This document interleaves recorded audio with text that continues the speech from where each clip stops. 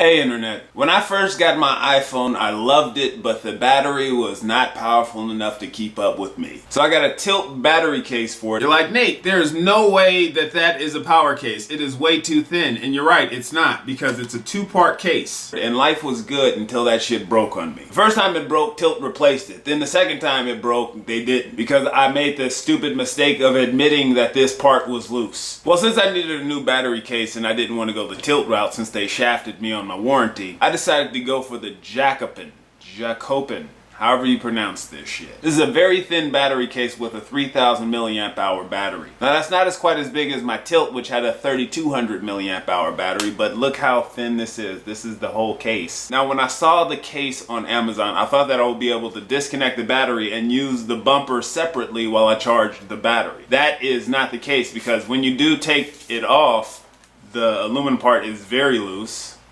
And you can tell it's meant to always be connected to the case. Another thing I wasn't expecting is that if I want to charge this, it doesn't work with all lightning cables. See, that's recessed. And if I want to use a cable like this one, it ended up breaking or bending the cable to make it work. And some cables are just too thick to even fit in. See, there is no way that is gonna fit.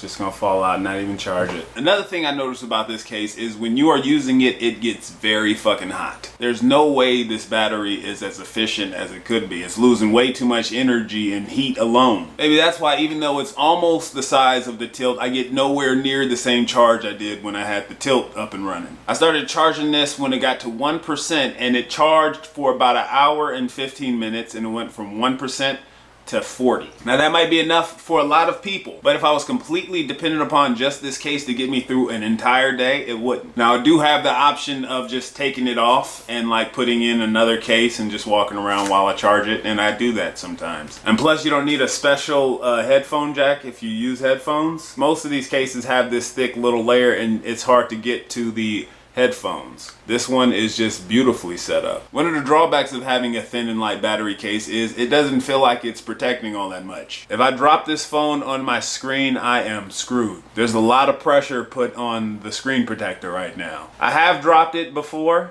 right there, and I think there was like a little teeny tiny crack right there, and sometimes when you squeeze it, it gives a little bit. It used to not do that. So I wouldn't advise you to drop this. If you do get it, you are living la vida loca, because anything could happen. And I've had a broken iPhone screen before. I'm not trying to go down that road again. Also, you're not gonna accidentally turn this on in your pocket like I used to always do with my Tilt case. To turn it on, you have to hit this button twice, and you have to hit it pretty hard. Bottom line, is this case worth getting? I would say yeah. It's less than $30. It has these nice buttons that are very clicky, and they give you access to the volume and power. And you also have quick access to the silence toggle. You gotta use a fingernail, but it's better than some other cases I've used. Not the best, but good. All in all, it's a very sexy battery case, and it might just save your life one day, even though this one is completely